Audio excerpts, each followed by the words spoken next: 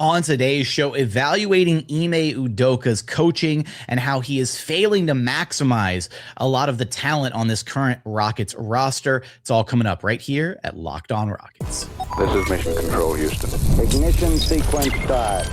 6, 5, 4, 3, 2, 1.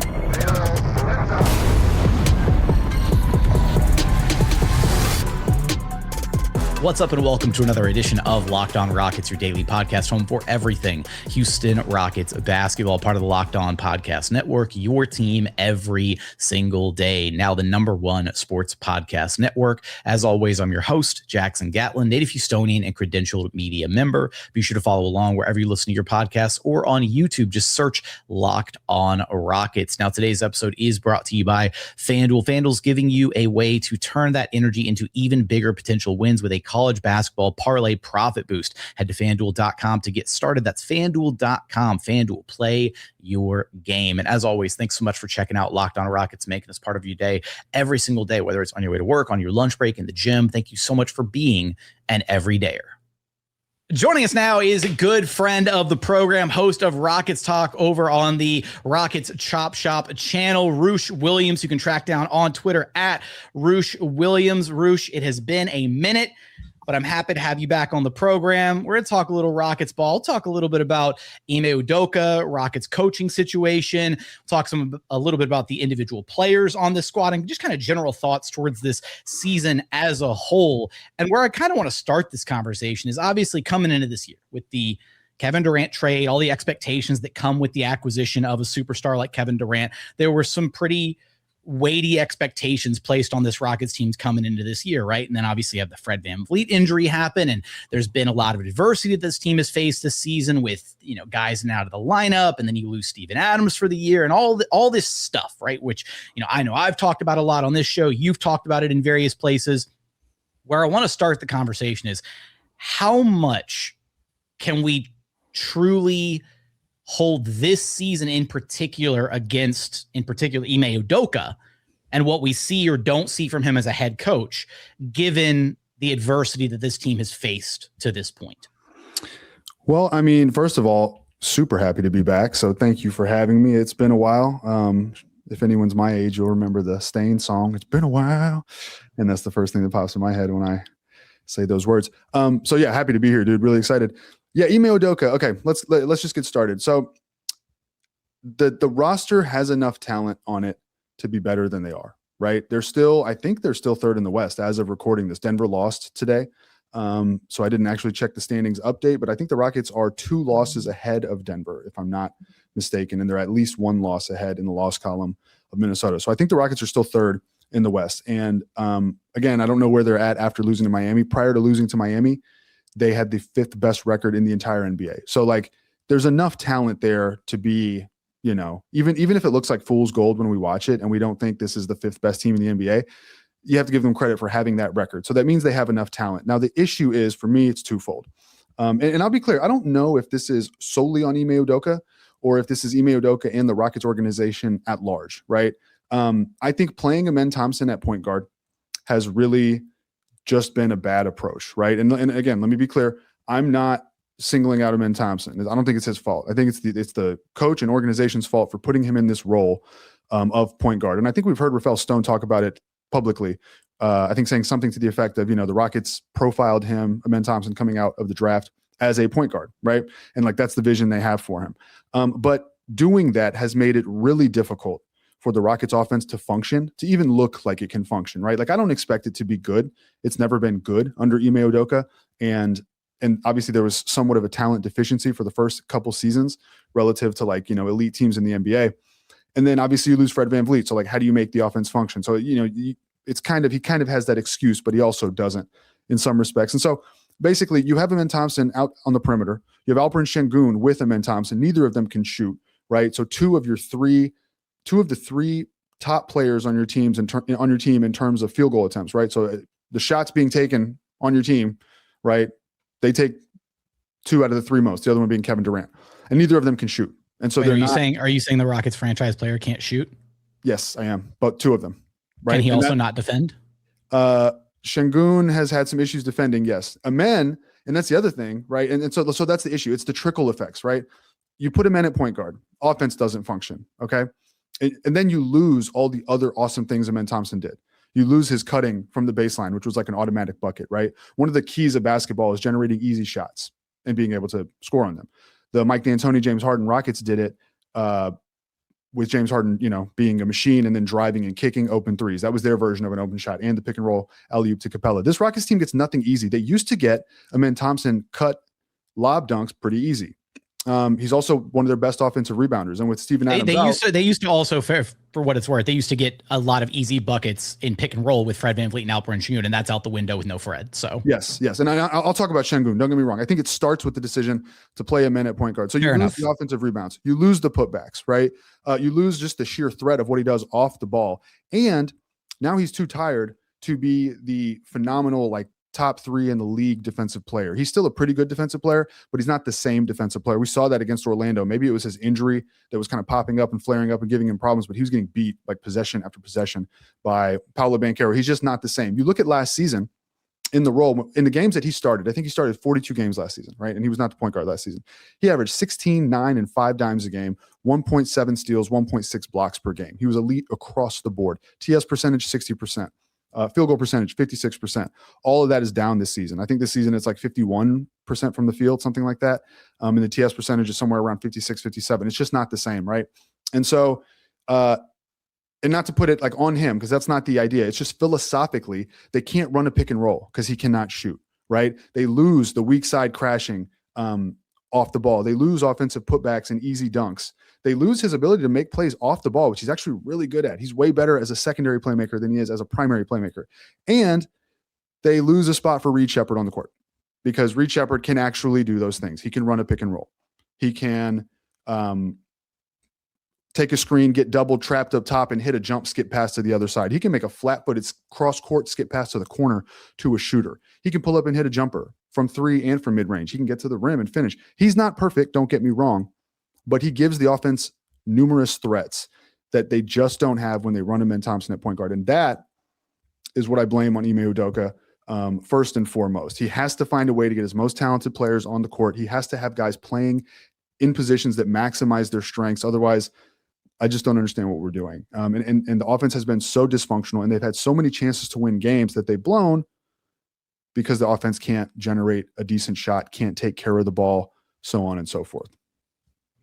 Yeah, the Ime stuff, especially his insistence on continuing to, and to your point, right, it could be a mandate from higher up, right, within the org. It could be something from Rafael Stone where they want to see this extended run of Amen Thompson at point, although I think that you and I both agree that there is more than enough data at this point to basically just rule it out, with the exception being that I still wonder what an Amen Thompson at point guard blueprint would look like in the Russell Westbrook Giannis kind of team construct, right? Where you just do the 5-out spacing, let him get downhill, maybe, right? But that's a very specific way to build a team around a guy. And I do think that Amen Thompson has shown some flashes where it's maybe you're confident enough if you were to start bending and catering roster construction around one guy, you're all right, we think there's something there, but we got to do it this one specific way. And the real problem here is it feels like the Rockets have not one, but 2 different guys where you really want to build a team around them in a specific way. And that's Şengün and Amen Thompson. And you and I have talked about this before, but it feels like those 2 guys, I'm not quite to the point where the Rockets have to make a choice between these 2. But if they want to stay on the roster together, and if they want to be 2 of the pillars of this franchise moving forward, there's a very specific context in which you can utilize them both at the same time. And it requires, to your point, Amen Thompson playing that off-ball role, playing in the dunker spot, cutting out of the corners, crashing the glass, doing all the off-ball stuff that he's absolutely elite at, to allow Alperen Şengün to have his space to operate within the offense. But it's also, I think at the end of the day, for these 2 guys to continue to coexist together, one of them, we don't know who, but one of them would have to take a significant step forward and become a better, more well-rounded player as far as just being a true 3-level scoring threat. Because at this point, neither of them are legitimate 3-level scoring threats. They're both if we're being generous, like 1.5 level scoring threats, if that, right? They're both great around the rim. And I can't even say they're great around the rim because Şengün's numbers have been off, unfortunately, but they both work well around the rim and they both got like some semblance of like a mid-range package ish, but neither of them are threats from beyond the arc. And that is kind of an issue. So that kind of circling back to our point, because we kind of got off track here and got into talking about Amen and Şengün specifically. No, you're good. I mean, this is all, it's all going to be good conversation. So it is what it is. And I echo a lot of these same sentiments and have throughout the season. So it's great hearing it from somebody else. But I do wonder, because of everything that we just kind of laid out, right? How much of that do you hold against, right, Ime Udoka? Do you think about it from a roster construction standpoint? You think, man, this roster it doesn't fit well together. It's poorly designed. Yeah. Because I do, like, here's my thing is I see a lot of Rockets fans who are like completely out on Ime. They're like, I'm done with him, fire him, move on. To me, I don't think that's an accurate, like, characterization of Ime as a coach, like looking at him and saying, oh, he deserves to be fired. He's a good coach, but he's also not a coach without his shortcomings. And the issue here is, can those shortcomings be overcome in order to win a title with Ime Udoka as your head coach? So like at this point, Roosh, do you think that Ime Udoka can be a championship caliber head coach with the right pieces in play, or however you want to define it? I think it's indisputable that with the right pieces, he can be. I mean, he took Boston to the finals. They were 2 games away from a championship, right? What that required was trading for Derek White, right? And that's what I think is his weakness, adjusting. So he reminds me a lot of, everyone says Tom Thibodeau. He reminds me of Jeff Van Gundy, where Tom Thibodeau came from the Jeff Van Gundy tree. Tom Thibodeau was an assistant under Jeff Van Gundy in Houston from 2003 to 2007, where his adjustment is basically be tougher, play harder, right? Hit back. It's like, okay, yes, I agree. That is something that needs to be done. That is an adjustment to make, but there is there's a point of diminishing returns on that being like all you got, right? You can't just call your locker room weak every time they lose. There has to be some tactical adjustment, and he has not really shown that he makes tactical adjustments. In the Orlando game in the fourth quarter, in the third quarter, when they put Reed in and Reed went on that run, right? Reed and KD in the third quarter and brought us back and won the game. Reed Shepard checked into the game with 5:18 left in the third quarter. He never checked back out of the game. Amen Thompson came into the game for like a minute or two in the fourth quarter. Things went south. He threw a turnover, terrible pass turnover, and then he got beat on defense, and Ime took him out, and they rode with Reed. I couldn't tell if that was an adjustment or if that was Ime looking at Amen and thinking, oh, I think he's still hurt. Let me yank him because he's not 100%. So I don't know if it was tactical or if it was about the injury. But the shortcoming is his inability to adjust. What I put on the organization in terms of roster construction, to your question about that, I think they were gambling coming into the season before Fred's injury, right? The only 2 like real guards worth playing time on the roster were Fred and Reed. And we all knew, like, oh man, if Fred goes down, I was thinking, hey, if Fred tweaks an ankle and goes out for 3 weeks, we're going to be in trouble. Was not considering the ACL scenario. And so he tears his ACL. I don't even blame them for gambling. Like, sometimes you make the gamble and you get unlucky. That happens. What I do blame them for is the lack of reaction to the fact that Fred got hurt. They had no sense of urgency about replacing that point guard role. I think they kind of flippantly thought, oh, Amen's going to, we're going to ride with Amen and we trust in Amen. And I don't think that's been good for him at the point guard position. And then they had the trade deadline, and I understand that they made some moves.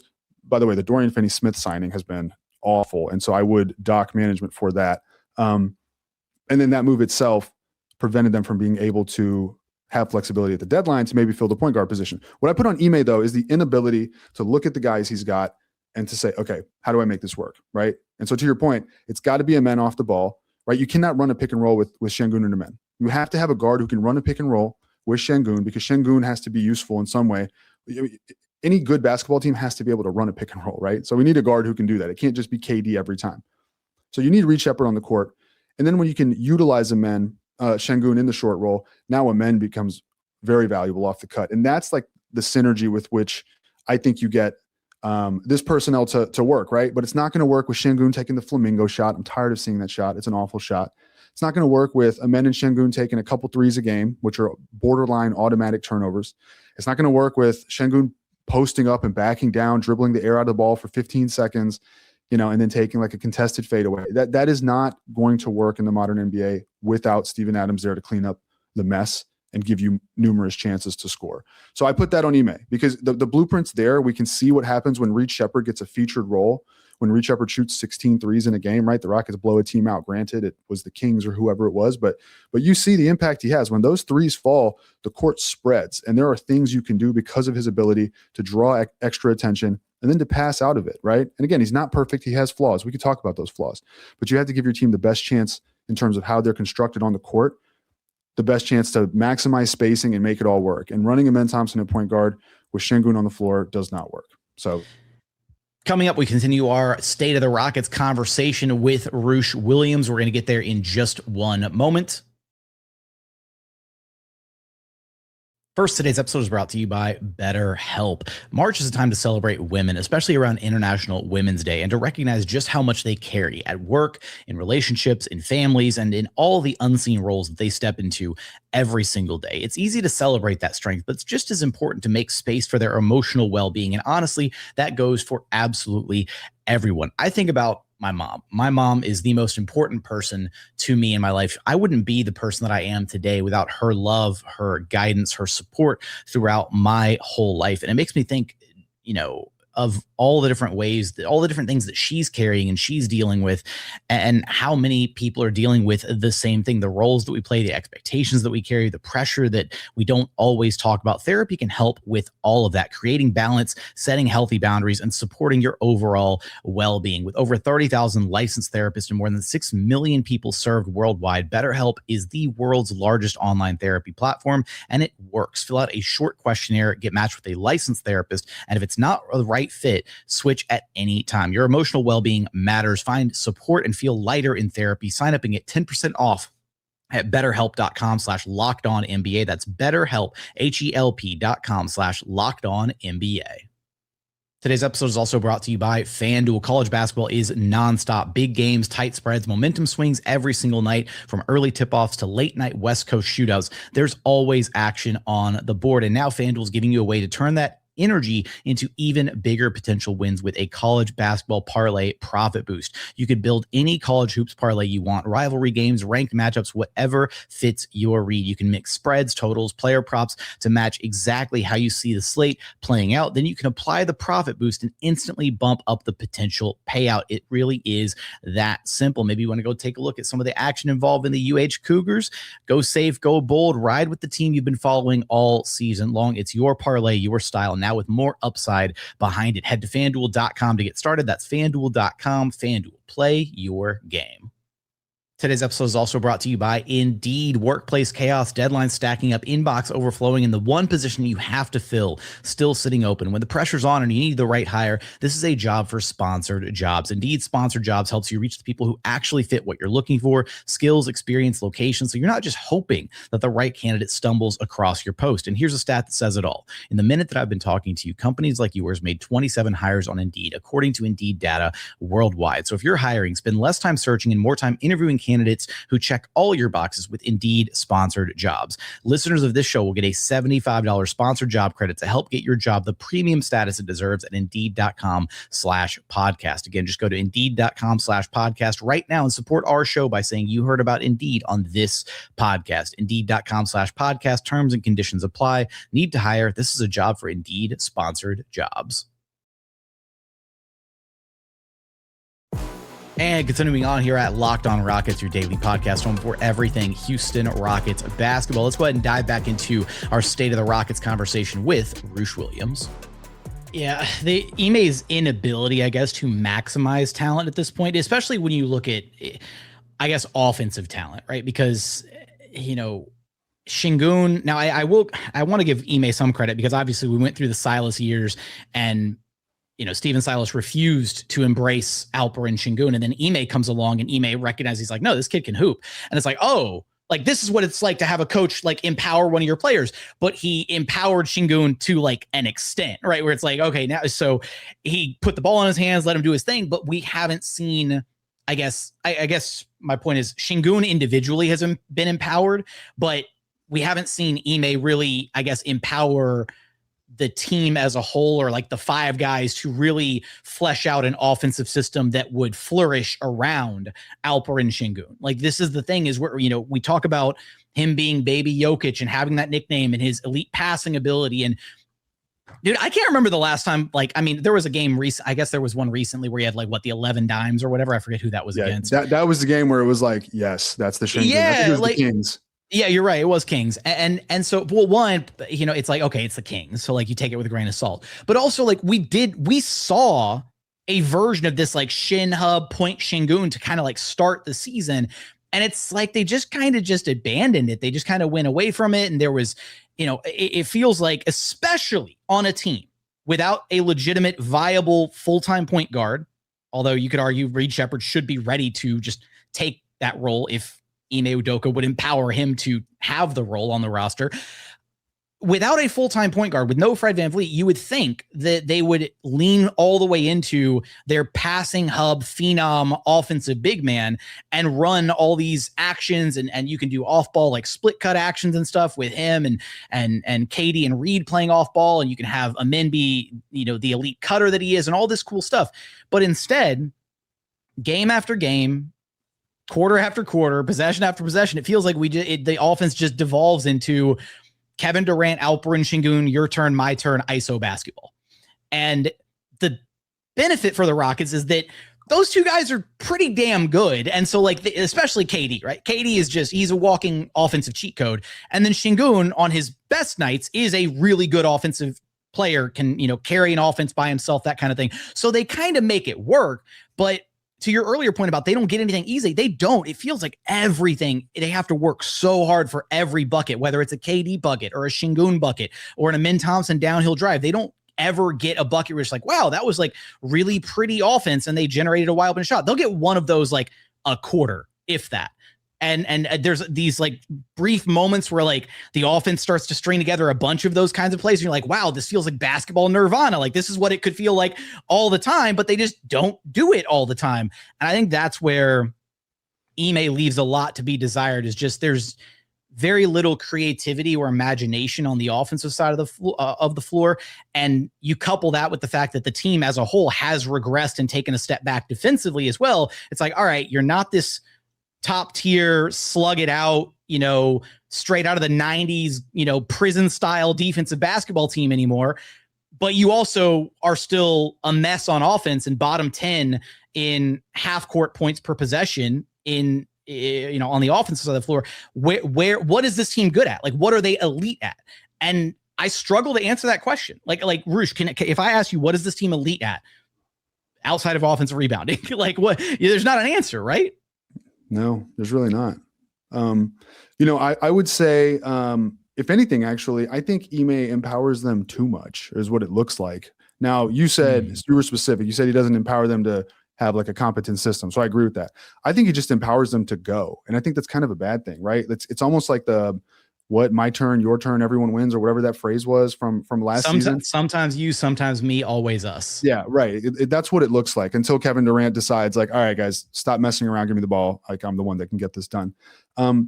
You know, and one thing that really pisses me off is, and then I think this is emblematic or symbolic of like basically how there is no offensive, like real competent structure, is notice when there's an inbound, you'll see numerous guys try to go to the ball to be like, yeah, inbound it to me, I'll bring it up the court, right? On good teams, that's 1-2 guys max, right? Pending different like lineups. But like with your starting lineup, like it's one guy, maybe two, right? Maybe your alternative guy, right? It's not, oh yeah, hey, I'm Jabari Smith, give me the ball, I'll bring it up. Like, no, if I'm the coach, my instructions are, no, you're never bringing the ball up, right? You put that in Amen's hands or Reed's hands or Şengün, whoever you pick, right? You see, if you watch Amen, he's authoritative. Like he even if he's on the court with Reed, he will go get the ball, right? And to me, it just kind of shows. Tari will do it. Everyone brings it up. Sometimes KD does it. Sometimes Şengün does it. It's just bizarre because it's like, look, there has to be a kind of a, you know, everyone has to know their role, right? Amen, these are the shots you take. Jabari, yeah, there needs to be a hierarchy, and we saw issues with that hierarchy earlier this season when they didn't even remember that they were playing alongside Kevin Durant at times earlier this year. Yeah, like with Clint, when Clint Capela's in, it's like, brother, no hook shot ever, all right? Unless like it's, you know, it's desperation mode. And that's another thing, right? So to your point about defense, I mentioned it earlier, right?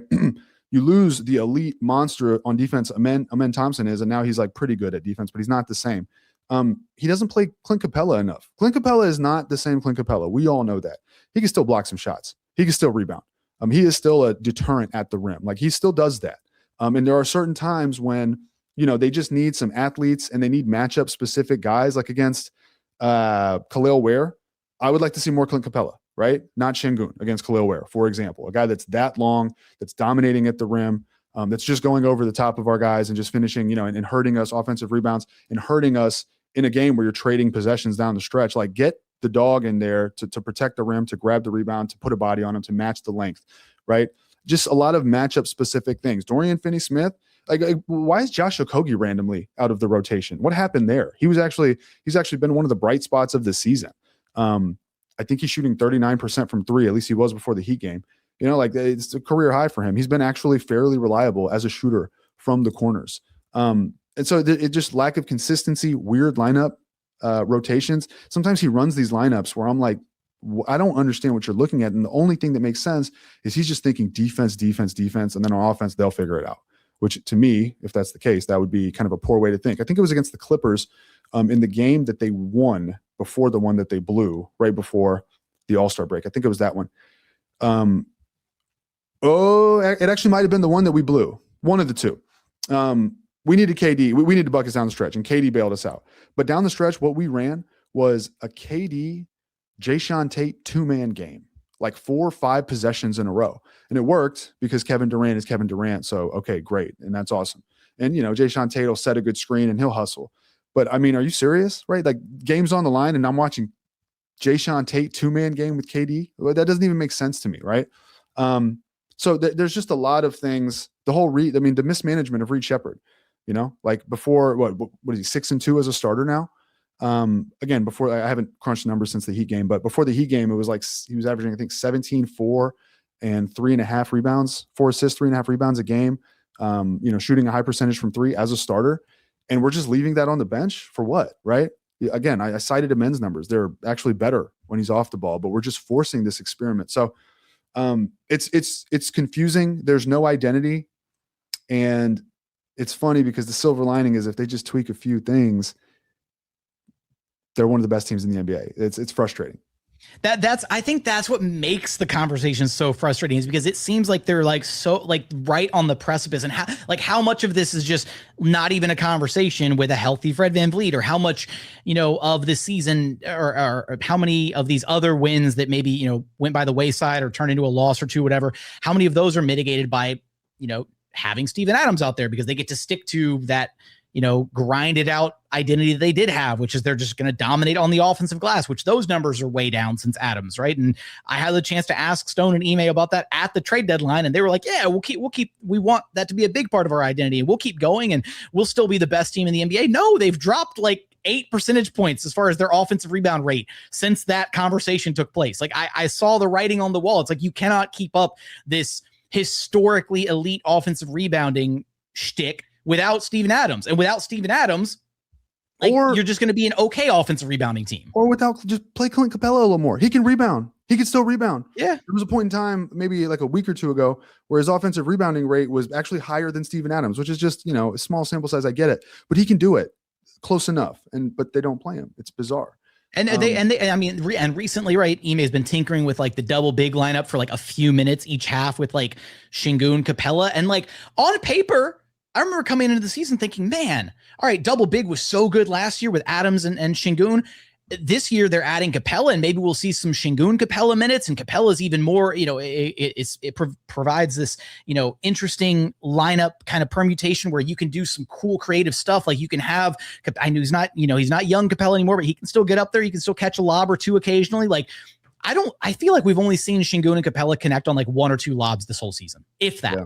Right. Like, I know there was one for certain. There might've been a second one. And it's like, I feel like a good offensive coach would be able to scheme up like a play or two or a set or two that basically ends with Capela rolling to the rim and like your passing phenom big man just throwing a lob over the top like that, like a little 4-5 screening action. Like, I feel like that would be should be a staple blueprint of the Rockets offense, especially now that Capela has taken over the Adams minutes and Ime is still kind of toying with whether or not he likes that double big identity with those two out there, but we don't see it, right? There is so much meat on the bone with this team offensively. And that to me is one of the major saving graces of this season. I'm just like, all right, like as tumultuous as this year has been, as frustrating as this team can be at times, there's so much, like there's a lot of low hanging fruit, and they're still, to your point from earlier, right? Well, right now they're the 6th best record in the NBA, so they're a game back of the Knicks currently. But 6th best record in the NBA, still the 3rd best team in the Western Conference, and the only reason we're not talking about them as like a legitimate true blue contender is because they don't have their floor general out there in Fred VanVleet, but they also haven't empowered the one floor general that they do have. So it's like. And that's the most bizarre thing is it's like that. I mean, you lose Fred. The closest thing you can get to replacing him is Reed, with maybe some more downside, right? Not the stellar defense that you get from Fred consistently. More variance, right? Possibly a higher ceiling, but also a significantly lower floor. So correct, right? You know, like obviously Fred does what Fred does, but Reed, you know, we've seen what his ceiling can be. What perplexes me is that like they don't do things that you would just think should be simple. Like the KD Şengün 2-man game should be a staple of what they do. It's not. It's something they bust out randomly. It feels like something they bust out in the last 5 minutes of the game, when it's something they should run like over and over to start games, to set the tone, right? To train the defense that like this is what you're going to see, and that's what the defense gets set for and prepares for, and then you have other counters from there. They could run split action. I mean, they did this, and I think against Sacramento, I can't remember. They did a couple split action things against the Kings. Yeah. You put Şengün on the elbow, you run split action with KD and Reed. And then guys make decisions, and you have Amen Thompson off the ball to cut from there. Or, hey, how about Reed running a screen and roll with literally anyone, right? Amen, Şengün, KD. Like there are options, and we refuse to do any of it. We just do DHOs and then devolve into a Şengün 15-second post up, or pray that KD bails us out. Or we watch Amen, you know, try to Euro through a crowd and flip it up. They are allowing Amen. I mean, dude, it's crazy. Like Amen Thompson is shooting, and Şengün's Flamingo, they're bad mid-range shooters, and they're shooting a decent amount of mid-range shots. So it's like we're leaning into the dumbest, least likely, least efficient thing, instead of just maximizing what we can do with the talented guys we have. And we say all that, and if they just, you know, if they didn't blow a 25-point lead to the Pelicans in December or whenever that was, if they didn't blow a 14-point fourth quarter lead to the Kings, like right after that, if they didn't blow an 18-point lead against the Knicks a few days, a week ago, whatever it was, they're 40-19, and they're a contender easily, right? It's that simple. And then you think like, okay, well, if Fred was healthy, I think Fred's worth like 6 or 7 wins based on the dumb ways we've lost games this season, right? And then let's just say it's 5 instead of 6 or 7, right? That's a 42-17 team, right? And that's easily a contender, and we're vying for the number 1 seed in the West. So it's extremely frustrating. But that's why I put it on Ime, because they are right there. They have enough talent, but he has mismanaged Reed Shepard, and maybe that's an organizational thing. I don't know. And then the experiment, like I understand wanting Amen Thompson to develop and grow and blah, blah, blah. He's not Ben Simmons. Ben Simmons had real point guard feel, real handle. Ben Simmons was also 6'10". All right. Amen Thompson 6'7". You can't just jump over people and put him in a locker at 6'7". Like you can, but not as routinely and as easily as like a 6'10" guy, or like Giannis, who is enormous, right? And I would ask this: is putting Amen Thompson at point guard, how does that make the team better? Like maybe it makes him better. The numbers don't show that at all. And the eye test certainly doesn't show it. So I don't even think that it's true. But let's just assume that, okay, it makes him better individually. How much better individually does it make him versus what it takes away from the team? That's what I would ask. And I don't know if you have an answer to that. I mean, I do. I don't. Well, my answer is what you already said. Is it doesn't make him better, right? Because as you already kind of laid out, like all the evidence, right? It takes so much away from his game. And I think at his ceiling, Amen Thompson can be a truly elite, dynamic, like secondary creator within an offense. Weirdly enough, and I'm curious if you agree with this, I feel like Amen and Şengün actually have a lot of overlapping like strengths and weaknesses. Like their skill sets are not quite like duplicative of one another because they do things in slightly different ways. But like you think about them as like connective tissue pieces, and they can both screen and they can operate out of the short roll, and they can finish around the rim. And like, you know, I see that like some of the stuff that we see very sparingly from Amen Thompson, like using him as a screener, is something that Ime went to. Like after. Can I just say real quick before I forget, the frequency with which they use him as a screener is like among the lowest in the NBA, and that in and of itself is bizarre. Against the Spurs, when they put Wemby on him, right? If you remember that, they could have used him as a screener. Exactly what I was getting ready to say. So sorry, continue. Yeah, no, it's exactly what I was getting ready to say, right? We saw like Ime deer in headlights with, Wemby parked on Amen, and they refused to not even once drag Wemby out to the perimeter using Amen as a screener for KD or Reed Shepard or anybody that was a threat to pull up from deep, because you set a high screen and roll all the way out on the perimeter. That's how you drag a big out of the paint, somebody who doesn't want to be on the perimeter, right? And we didn't see that once. And then we saw it like a few games later, and it was like another team, I forget who it was, tried to randomly park their big on Amen, and then they used Amen as a screener, like I think like 2 or 3 times. And 2 out of the 3 times, it worked. It converted, and it turned into a wide open 3 that was made. And it was like, wow, what a novel concept. Like, that's so cool. Why not do more of that, right? But like even using him as a screener and then hitting him on the short roll and letting him attack that way, instead of him trying to like ISO God hezzy tween on the perimeter with his lack of handle, and like he's got the explosive first step, yeah, but he doesn't really ever truly beat his man on the perimeter like one-on-one. Like, it doesn't happen a lot. It's just a lot of like bashing your head against the wall hoping something will happen, and it's like debilitating watching that on a nightly basis, man.